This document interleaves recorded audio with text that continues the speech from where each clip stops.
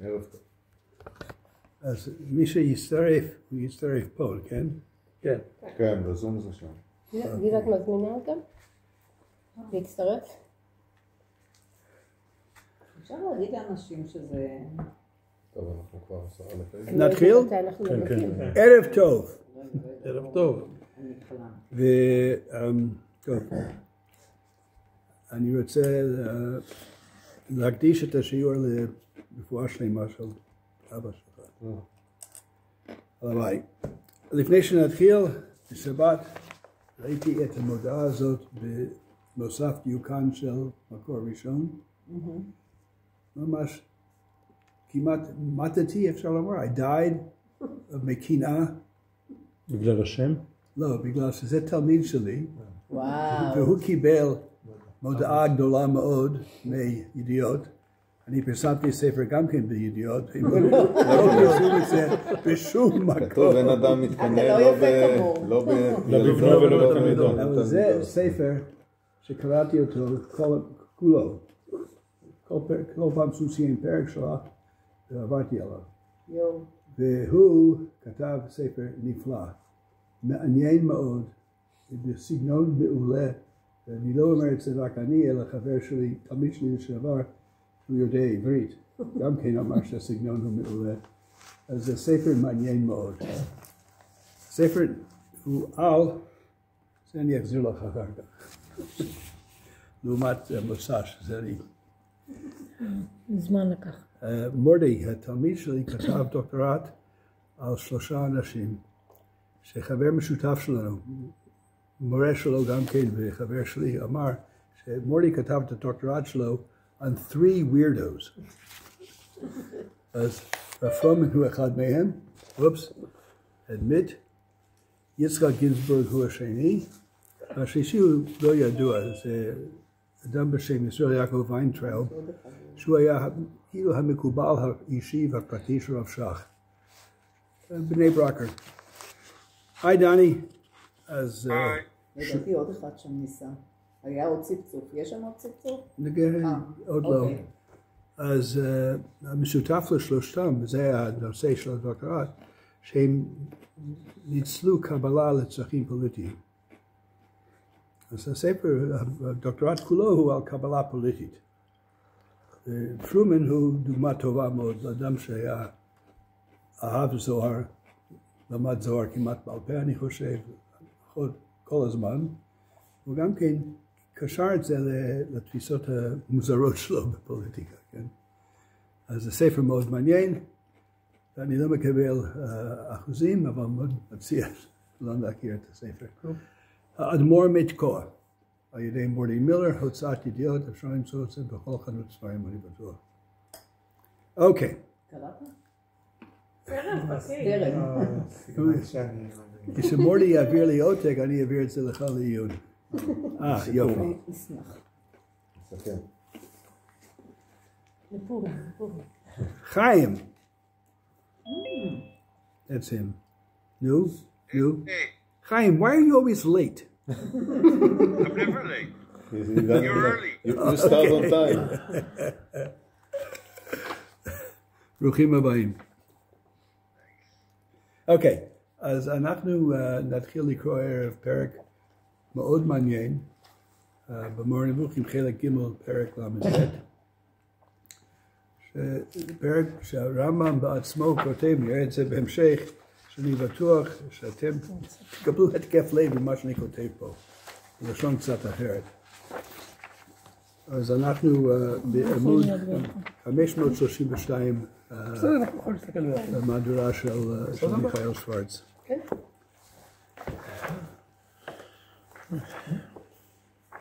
אז לפני שנתחיל את הפרק, אני רציתי להזכיר לנו שאנחנו בעצם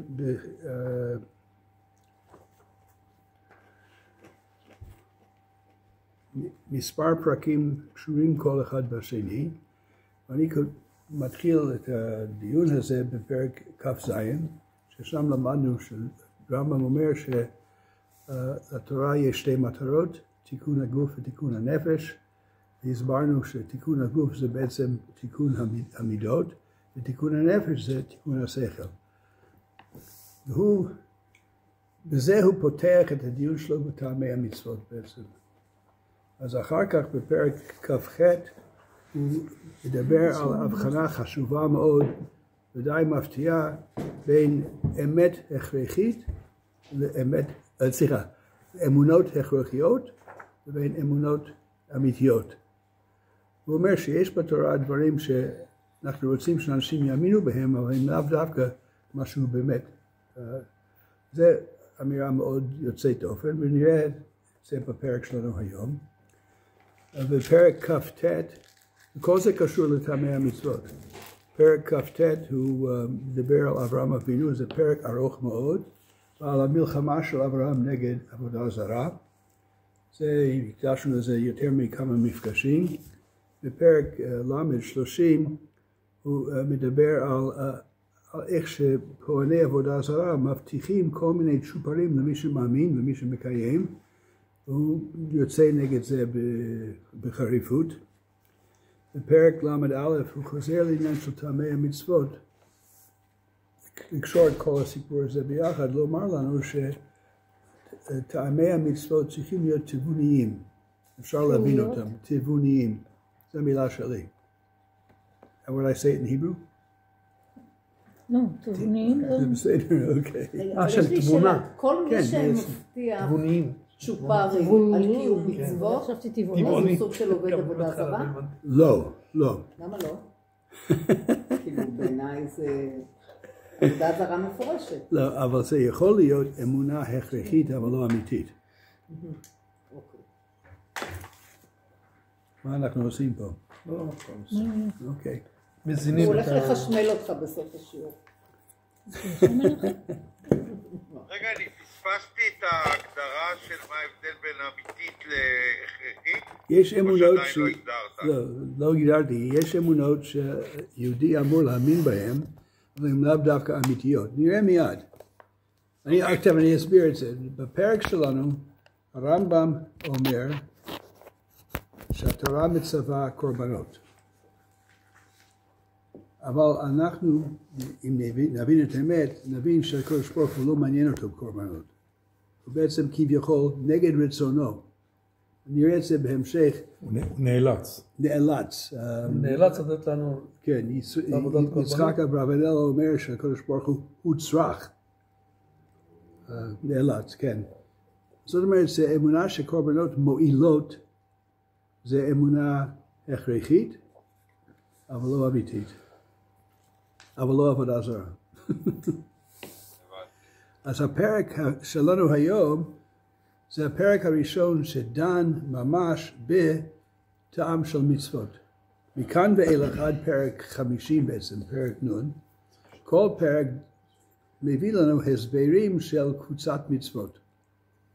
אז הקבוצה הראשונה שהרמב"ם דן בה, זה העניין של קורבנות. אז אני שואל את עצמי, מדוע? מדוע הוא מתחיל דווקא בקורבנות?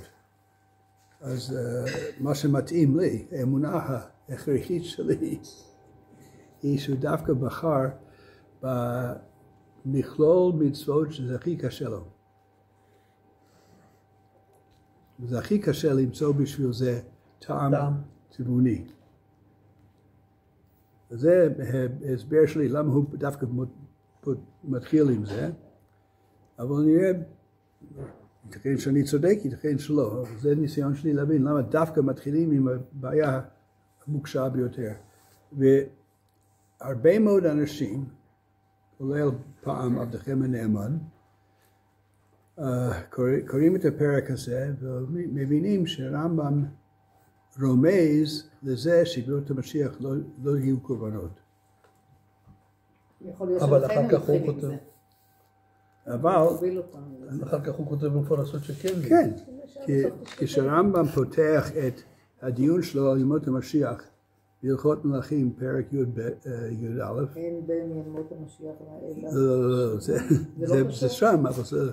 לא, הוא אומר שמלך המשיח יקום, יקבץ נידחים, יבנה בית המקדש, ויחזיר את כל המצוות כמו שהיו קודם, מתחיל עם קורבנות. זו המצווה הראשונה שהוא מזכיר שם. למה אתה חושב שקורבנות זה הכי קשה? קורבנות, היה לזה משהו לשעתו. לא, אבל שכלי. בסדר, יש דברים שאולי יותר קשה להבין, אני יודעת, אני מנסה לחשוב, אולי שעטנז. גם קשה, כן, אבל קורבנות זה הרבה יותר גרוע. לא, אבל קורבנות נראה לך גרוע היום, אבל בזמנו, כשזה היה משהו שהוא היה מקובל בעולם, אז עוד היית יכול להבין, אוקיי, זה לשעתו, אבל היה לזה איזשהו טעם. אבל יש דברים אחרים שהם... הוא כותב משהו על החגים של המוסלמים, כי הם עדיין מביאים קורבנות היום. כן, נכון, לא. והוא חי בתוכם. המוסלמים מביאים קורבנות? לא. כן. הם לא. הם שוחטים לסעודה. ארוחת צהריים. זה כמו קורבן פסח. קורבן חגיגה. לא, הם לא מקריבים את זה. זה לא שהם אין להם עולה, שזה כאילו... קליל. אבל הם שוחטים בהקשר דתי, לא? לא. כן. לא, זה הקשר חברתי. אני לא יודע. הם שוחטים יהודים בהקשר דתי. קוראים לחג, חג הקורבן. ברור, הם שוחטים כל פעם יהודים בכל החג שלהם. חג הקורבן זה הקורבן של ישמעאל. כן, הוא לא הקורבן שעכשיו את שוחטת. הקורבן היה ישמעאל כאילו, אנחנו אומרים שהקורבן היה יצחק, זה טעות שלנו. אצלם זה עקדת ישמעאל. כן. לא אצל כולם. אבל למה שופרות כל כך זולים? בגלל שהם מקרבים הרבה כבשים. בגלל שבמרוקו דווקא. נכון, הם הרבה מאוד איילים. שהיינו במרוקו, באמת הם באו, מישהו בא והציל לנו המון שופרות. כן. פעם זה היה דבר ממש יקר מאוד, אבל היה זה קשרים עם מרוקו זה הפך להיות יותר סול.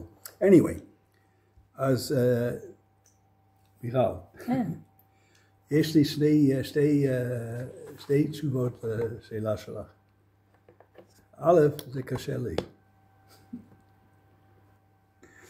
זאת אומרת, עניין של קורבנות. אבל יותר רציני, זה כבר 2000 שנה אין קורבנות. אז זאת אומרת שאפשר לחיות בלעדיהם. היהדות מתקיימת בעיניי יפה מאוד בלעדיהם. זה נכון, להרבה דברים אחרים. יהיו כאלה כאן בעם שיגיד שאנחנו לא מסתדרים טוב בלעדיהם, וברור להם שזה יקרה. לא, אני מדבר על אנשים נורמליים. טוב שלא אמרת שאתה מדבר על רוב העם. אני מדבר על הגדרה שלי. כי האיזון הופר בחלק הזה. אוקיי. אז ברשותכם, אני רוצה להתחיל לקרוא, ונקרא משפט אחד. 3 שבועיים וחצי. כאשר תתבונן במעשים האלוהיים, כלומר, המעשים הטבעיים. עכשיו, תשבו פה ותתכנסו לפאניקה. אני חוזר. כאשר תתבונן במעשים האלוהיים, כלומר, המעשים הטבעיים. מעשים האלוהים הם מעשים טבעיים. זה הטבע. לא, הטבע זה ההתגלות של האלוהים. בדיוק. אז מי היה יכול לחתום על המשפט הזה? ברוך שפינוזה. אוי, שמעתי איזה הצעה. שהוא טוען שהמילה אלוהים שווה למילה נטורה בלטינית, טבע. דווקא ראיתי פעם שטבע בגמטריות שווה לאלוהים או האלוהים, משהו כזה, משהו שפינוזיסטי כזה. אבל אני לא מאשים את הרמב"ם בזה שהוא מסכים עם שפינוזה, אבל המשפט הזה הוא מקומם, אנשים מסוימים, כמו הכוזרי, הבאתי כאן בדף שחילקתי לכם, זה תיגום ביניים של יהודה בן תיבון, אבא של שמואל, סבא של משה, האבא של רחוב התיבונים. אז זה עברית קשה מאוד, ולא מצאתי את זה בעברית יותר נורמלית, אבל הוא יוצא נגד התפיסה הזאת, מה שהרמב"ם אומר כאן, שמעשים אלוהים כלומר המעשים הטבעיים, והוא לא חייב לומר את זה, זה כאילו הוא נותן לנו את זה בתור מתנה, כן? תפיסה מרכזית מאוד בכל תפיסת העולם שלו, שמעשי הטבע הם מעשי האל. זאת הסיבה שבעיני הרמב"ם, מי שרוצה להכיר את אלוהים צריך להכיר את הטבע. אוקיי, אני חוזר. כאשר תתבונן במעשים אלוהים, כלומר המעשים הטבעיים, יתבררו לך מהם עורמת החסד של האלוהים, אלוהה, וחוכמתו בבריאת בעלי החיים, דירוג תנועות האיברים וסמיכותם זה לזה. כן יתבררו לך חוכמתו ועורמת חסדו בדירוג מצבי מכלול הפרט שלב אחר שלב. דוגמה לכך,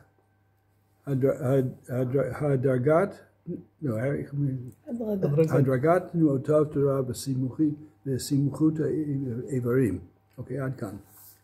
אז כאן במשפט הזה הוא אומר פעמיים שאלוהים משתמש בעורמת חסד. עכשיו, מה זה עורמה? זה הופיע פעם העורמת חסד הזה. מה אמרת חיים? זה הופיע מזמן, דיברנו על העורמת חסד. זה מין איזשהו, לפי מה שאמרת זה מין סוג של נס מוחבא כזה, דרך דבר אגבי. אולי. אבולוציה. אבולוציה, כן. יפה. אבולוציה, שרה אומרת שדוגמה לעורמת החסד שלהם זה אבולוציה. אני חושב שהרמב"ם היה ממש חותם על זה. בכל אופן, עורמת החסד אומר שאלוהים fools us. מה זה שקר? Well, אפלטון דיבר על שקר. עורמה זה שעון שבת. שעון שבת. זה רק חמץ התכוונת. פה למטה בהערת שוליים הוא קצת מעדן את זה. יש לו בעיה עם זה.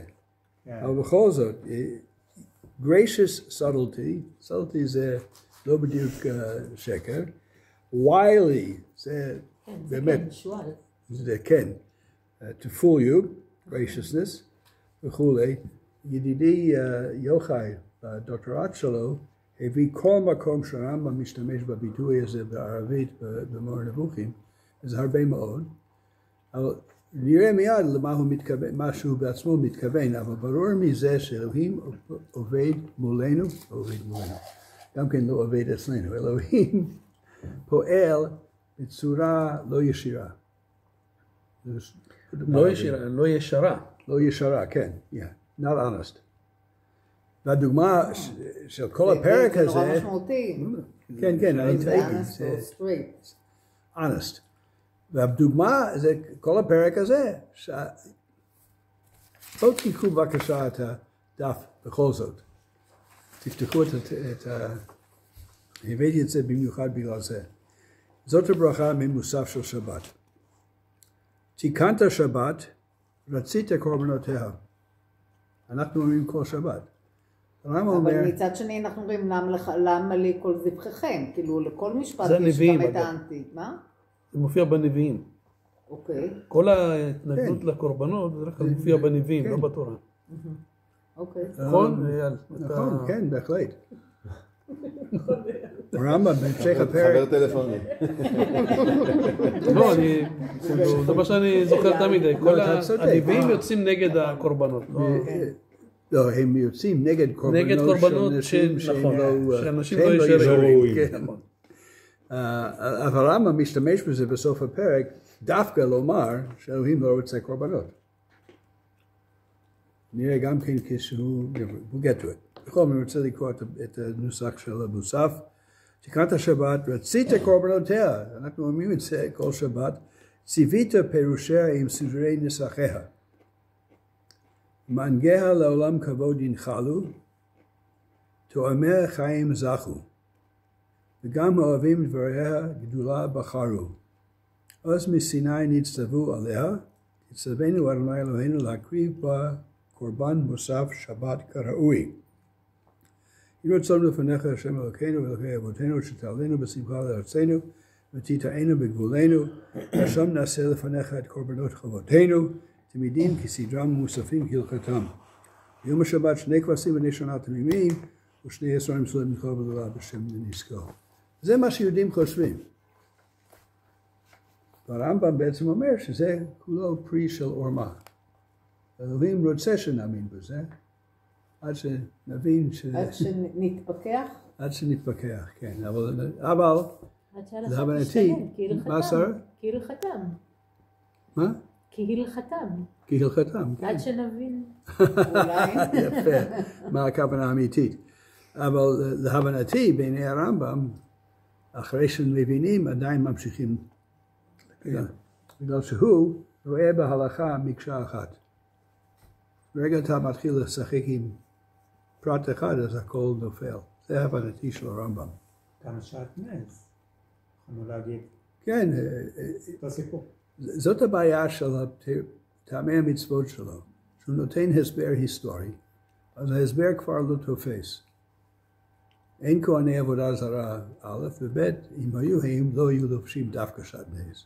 הם היו דווקא לובשים פוליאסטר, זה ברור. אז זה היה אסור לנו, כן, זה בעיה. לכן באמת אסור פאות של מלאכותיות להשתמש. סתם, לא. אבל זה הסיבה שאסור לנו לגלח את פאות הזקן עם תער. בגלל שזה היה המנהג של כהני עבודה זרה. אז המציאו את המספריים ואחר כך את מכונת גילוח ופתרו את זה כמו שעון שבת. אוקיי, בואו נמשיך עוד משפט. חלקו הקדמי של המוח, עכשיו הוא נכנס לדיון אנטומי לכבוד שי. חלקו הקדמי של המוח רך מאוד, חלקו האחורי קשה יותר. מוח חוט השדרה יותר קשה, מוח זה material שלו. It's not mind, it's the actual physical thing. מוח חוט השדרה יותר קשה ממנו ומתקשה ככל שהוא נמשך. העצבים הם כלי החוש והתנועה. לכן העצבים הנחוצים להשגת החושים בלבד או לתנועת שטרחתה מועטת, כגון הנעת האפף והלחי, הוצמחו בו מן המוח. העצבים הנחוצים להנעת האיברים מהסוג יוצאים ממוח חוט השדרה. מכיוון שאי אפשר לעצב, אפילו עצב שמקורו מוח חוט השדרה, בגלל רכותו להניע פרק, נעשתה תחבולה לשם זאת, בכך שהעצב נעשה סיבי. אותו סיב מולא בשר והפך לשריר. ואחר כן נחלץ העצב מקצה השריר, כשהוא כבר קשה וקטעי רצועות התערבו בו והופך לגיד. I know all about גידים פה.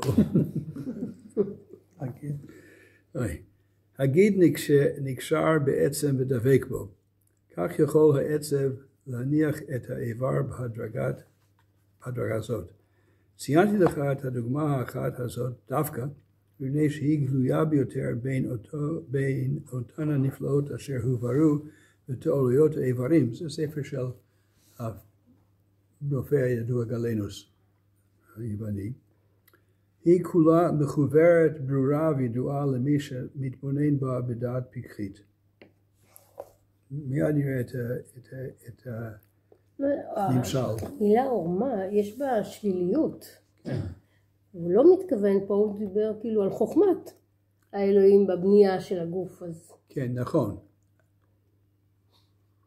אז בעורמה יש חוכמה, אבל לוקחת למקום שלילי. זה חוכמה מנת להוליך אותנו שולל, לחשוב. הנחש היה ערום. סליחה? הנחש היה ערום, כן. להוליך אותנו שולל במה? זה מה שאנחנו חושבים. במה, לאן להוליך אותנו שולל? לא הבנתי למה הבריאה המופלאה הזאת מוליכה אותנו שולל. זה להראות לנו שאלוהים פועל בתוך התפתחויות. אוקיי. זה בינתיים המשל, הנמשל יבוא אחר כך. הנמשל היה זה שאלוהים לא נתן לעם ישראל ללכת דרך ארץ פלישתים. הוא הכריח אותם להסתובב במדבר 40 שנה, על מנת שהם יתחזקו ויהיה אמיצים וכו'. זה הרעיון. עכשיו הוא מסביר. כך נהג אלוהים בעורמת חסד, שוב פעם בביטוי הזה, לכל פרטי מפרטי בעלי החיים היונקים, מפני שבהיוולדו הוא רך בתכלית ואינו מסוגל להיזון ממזון יבש. לכן הוכנו לו השדיים ליצירת החלב שיזון ממזון לח הקרוב למזג איבריו, עד שאיבריו יתייבשו ויתקשרו זה אחר זה בהדרגה. בדומה להנהגה הזאת, כאן זו תשובה לשאלה שלך, אסנת. בדומה להנהגה הזאת, ממש, מעת אותו מנהיג יתגדל ויתרומם, זאת אומרת אלוהים, באו דברים רבים בתורתנו. כי אי אפשר לצאת מניגוד לניגוד בבת אחת. זו אמירה חשובה מאוד. זה הדרגתיות שלנו. בדיוק. מזה אנחנו לומדים שאם אנחנו מבקשים שינוי זה חייב להיות בהדרגה. והדוגמה שמעניינת אותי במיוחד זה סיפור המשיח. בספרו, לא יודע איך קוראים לזה בעברית, Tales of the Hasidim של מרטין בובר. נסיעות חסידים. משהו כזה. הוא מספר שם. כבר עשו חכמים. סליחה? כבר עשו חכמים. בובר, מרטין בובר. הוא מספר שם על משוגע אחד שקם על הר ציון, תקע בשופר וקרא המשיח בא. אז בעיר העתיקה היה גר שם חסיד שיצא לגזוסטרה שלו, למרפסת, עשה ככה. המשיח לא בא. גם לא מטלפן. גם לא מטלפן, כן, אבל אני תמיד אמרתי לתלמידים שלי שזה מתאים לירושלים דאז. בחיפה, הם יודעים מיד שהמשיח לא בא. ירושלים. היום כבר ירושלים גם כן.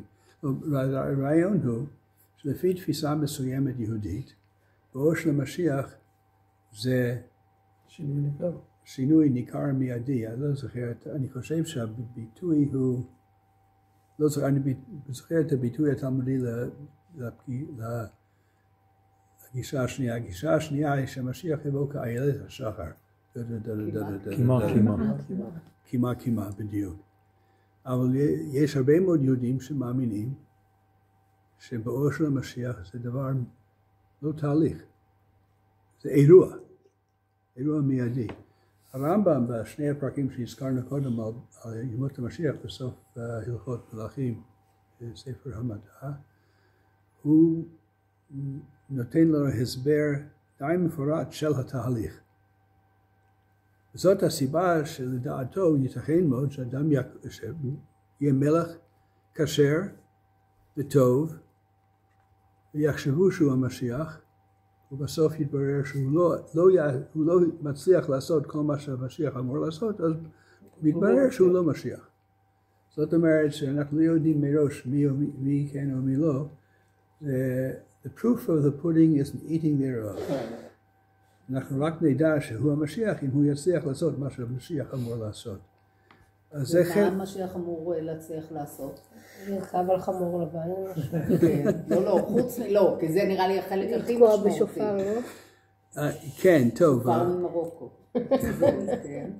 מה עוד הוא אמור להצליח? לא, אני אנסה אולי. לא. חמאס לא יהיה בשלטון. יקבץ את הנדחים. כן, בדיוק. יקבץ נדחי ישראל. יהפוך את העולם לעולם יותר טוב.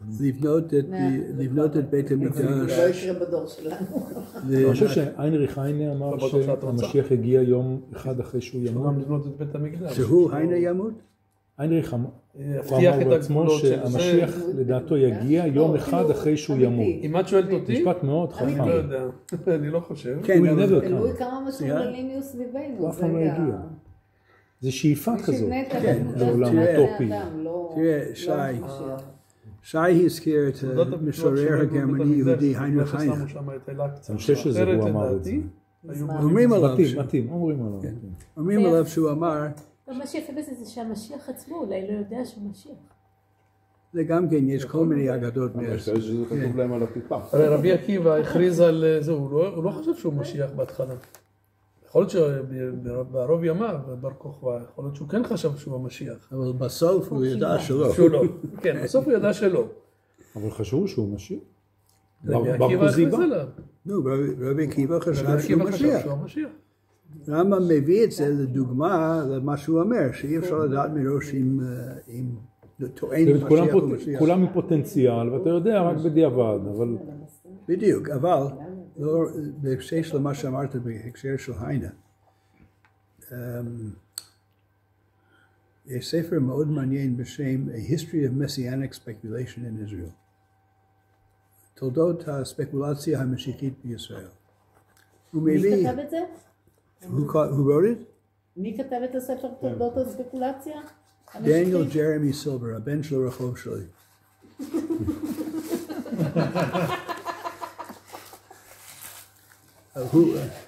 אבא שלו, אבא הלל סילבר, גם כן כתב ספרים. הוא היה רב רפורמי, ציוני גדול מאוד. הבן שלו, דניאל ג'רמי סילבר, גם כן היה רב רפורמי וחוקר. אז הוא כתב את הספר הזה, A History of Messianic Speculation in Israel, ומביא כל מיני דוגמאות של אנשים שחידשו, עשו חישובים, מתי יבוא המשיח.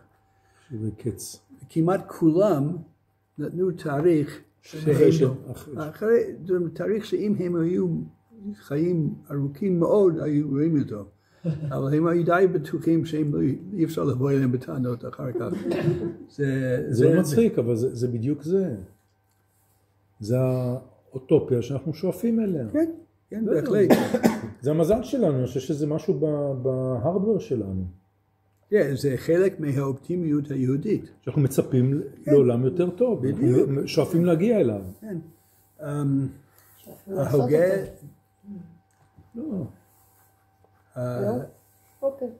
ההוגה דעות הגרמני יהודי החשוב, הרמן כהן, יחזקאל כהן. רק מי שמכיר את הרחוב שלו בתל אביב, שפינה אחת זה הרמן כהן, פינה שנייה זה יחזקאל, יודעים שהיה לו שם בעברית. בכל אופן, המורה שלי, סטיבן שוורצשילד, היה חסיד גדול של הרמן כהן. הרמן כהן נפטר לפני שסטיבן הכיר את ההגות שלו, אבל הוא ראה את עצמו תלמיד מובהק של הרמן כהן. וכהן בדיוק טען שהמשיחיות זה תקווה, המעודדת אותנו להתנהג טוב. זה בדיוק מה ששי אמר. כן, בדיוק. אני רק נותן לשי סימוכין אצל הוגה דעות יהודי גרמני חשוב. והוא חושב שבאור של המשיח יש ביטוי במתמטיקה אסימפטוט, אתה מתקרב יותר ויותר. אז האמונה המשיחית זה אמונה כזאת, שאנחנו כל הזמן יכולים להאמין שמתקרבים, אבל אף פעם לא נגיע. שליש גן עדן, לא? סליחה, מה? שליש גן עדן, זה אסימפטוטה. אז בכל אופן, בואו...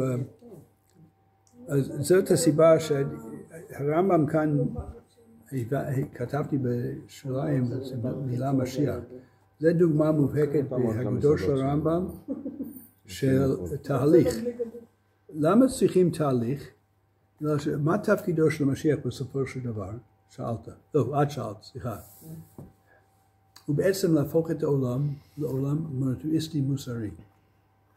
הוא בסוף פרק י"א בהלכות משיח, הלכות מלכים, הוא מסביר, זה דבר מדהים, הוא מסביר שהאסלאם והנצרות משחקים תפקיד חשוב בבואו של המשיח. בגלל שהם מלמדים לעולם כולו מונותאיסטי. מונותאיזם, אבל יותר נכון, מלמדים אותם הרעיון של משיח, זה מה ששניהם עושים, וגם כן הרעיון של מצוות. אז הוא רואה את התפקיד של שתי הדתות האלו, להפוך את העולם לעולם שמשיח יכול לבוא אליו. To monotheize the world. עכשיו הטקסט הזה כל כך שנוי במחלוקת שהוא לא מופיע באף, לא יודע כמה עותקים של המשנה תורה שיש גם בבית, אבל הוא לא שם. הוא צונזר כבר בימי הביניים, הוא נשתמר, א' אצל הרמב"ן שמר את זה, וגם כן אצל כתבי יד, אבל המהדורות הסטנדרטיות, הוא צונזר משם. יש לדעת מי צנזר את זה. יהודים עצמם אחרי אינקוויזיציה, נראה לך יהודים עצמם היו, מה פתאום? שהמשיח יבוא רק בעזרת הנוצרים והמוסלמים? מצב הנוצרים דווקא הפוך, הם ביטלו את כל המצוות. כן, אבל הרמב"ם לא ידע עד כמה שהם ביטלו את כל המצוות. הוא אומר שהם יודעים המצוות, או הם יודעים במצוות פרשנות רוחנית. כמו מה לבבך, כן? מילה זה לא משהו בבשר, זה משהו ברוח. אז הם רואים, היהודים הם עקשנים וטיפשים, הם חושבים שהקדוש ברוך הוא רוצה שנעשה לחתוך את הבשר של הילד ולהתעסק בכל מיני כשרות וכו'. היינו צריכים לדעת... הרבה מהצעירים היו חושבים ככה. אז על מנת שהמשיח יכול לבוא בעיני... זה פרשנות שלי, צודקת של הרמב"ם. על מנת שמשיח יכול לבוא, העולם היה צריך מוכן לקבל אותו. זאת אומרת, צריכים להפוך את העולם לעולם מונותאיסטי. אז זה תהליך. אי אפשר לקחת עולם מלא ברברים, ועולם מלא עובדי עבודה זרה, ועולם מלא אוהדי מכבי חיפה, ולהפוך אותם כולם מונותאיסטים. Can't make chicken soup. אז זאת הסיבה שהעניין הזה של התהליך הוא חשוב מאוד. בואו נקרא את הפסקה הזאת. אני חוזר בתחילת הפסקה שוב פעם בעמוד 533. בדומה להנהגה הזאת ממש מעת אותו מנהיג תקרא לתרומם באו דברים רבים בתורתנו.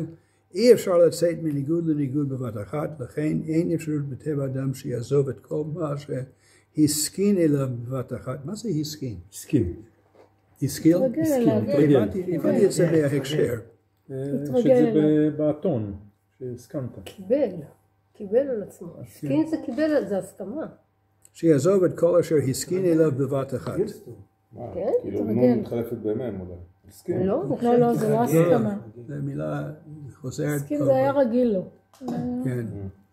לכן כאשר שלח האל את משה רבנו, לעשות אותנו ממלכת כהנים בגוי קדוש, גילה, זה בשבילך. הסכין זה השלים, כן. אוקיי.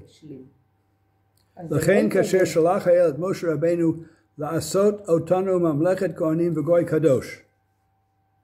למה אני מדגיש את זה? משהו קרה לחיים. אל תיבהל חיים. אני קורא את זה ככה. אנחנו לא עם קדוש. מלכתחילה. אלוהים, זה תהליך, כן? צריכים לעשות משהו. אלוהים שלח את משה רבנו to make us into מלכת כהנים בגוי קדוש. לעומת רבי יהודה הלוי והקבלה וכמעט כל... בגנים יש לנו. בחרנו מלכתחילה בגלל שאנחנו. בדיוק. אז אני חושב שזו תפיסה רמב"מית מאוד חשובה. על ידי שנדע אותו יתעלה. מה הופך אותנו לממלכת כהנים בגוי קדוש? הכרה באלוהים. פילוסופי. כמו שהבהיר ואמר, ואתה הראת לדעת כי השם אלוהים אין עוד מלבדו, וידעת היום והשיבות לבביך, כי השם הוא אלוהים בשמיים למעלה ובארץ מתחת, אין עוד. אמרתי לכם כבר כמה פעמים שבימי הביניים כשציטטו פסוקים, בדרך כלל רק הביאו את הרשע של הפסוק. אז מיכאל שוורץ הוסיף עליהם בשבילנו. בגלל שבמקומות רבים, הפואנטה זה בחלק שלא מצוטט. וידעת ונתמסר כליל לעבודתו, כמו שאמר, לעבדו בכל לבבכם, ועבדתם השם אלוקיכם, ואמר באותו תעבודו.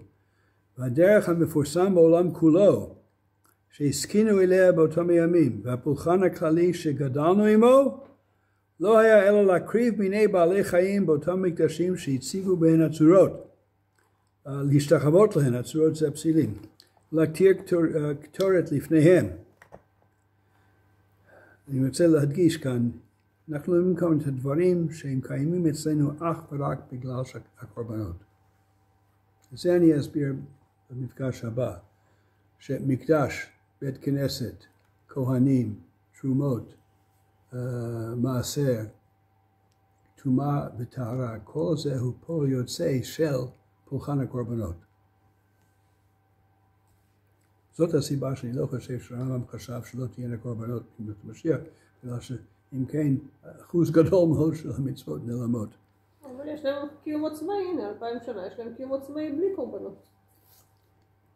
תרומות, מעשרות, טומאת, יש לזה קיום עצמאי גם בלי... תרומות והרעה לא כל כך. כן, כן, מקדש אבל, נניח שהיה לך מקום קדוש, אבל זה... אבל גם תרומות ומעשרות, טוב, אולי לא כל סוגי התרומות ומעשרות, מעשר עני בסדר, אבל התרומות לכהנים, אם הם לא עובדים בעבודת המקדש ויכולים ללכת לעבוד למחייתם בכל דבר אחר, אז אין הצדקה לזה. זאת אומרת, הטעם כבר לא קיים. זה נראה לי סידור של... כן, מבינים. לא הצליחה חוכמתו... לא הצליחו חוכמתו יתעלה ועורמת חסדו, הנראית בבירור בכל מה שברא, שיצווה עלינו לדחות את מיני דרכי פולחן אלו, לעזוב אותם ולבטלם, כי זה היה באותם ימים משפט חשוב חבר'ה. דבר שאין לעלות על הדעת, לקבלו, בהתאם לטבע האדם אשר לעולם נוח לו במה שהסכין אליו. הדבר היה דומה באותם ימים, כאילו בימינו היה בא נביא, הקורא לעבוד את האל, והיה אומר, האל ציווה עליכם שלא תתפללו עליו, לא תצומו, לא תשבו אליו ביצרה, עבודתכם תהיה רק מחשבה בלי מעשה כלל. הרמב"ם אומר שאם הקדוש ברוך הוא היה רוצה שבני ישראל לא יביאו קורבנות, הם לא יוכלו לעבוד בזה. זה היה דומה אם מישהו היה בא בזמנו ואומר, תפסיקו עם כל התפילות, עם כל התשומות. ויש הרבה אנשים שאומרים את זה היום. כן. אבל במצרים היו קורבנות, הרי פרות שם היו קדושות. שלהם. לא, בזמן של הרמב"ם לא היה שום דבר. לא בזמן לא, אני מדברת על מצרים. בזמן יציאת מצרים. בעת העתיקה? כן, אבל מה זה קורבן? לא היה מקדש. הם הלכו כמו בהודו, לא נגעו שם בפרה. מה זה קורבן פסח?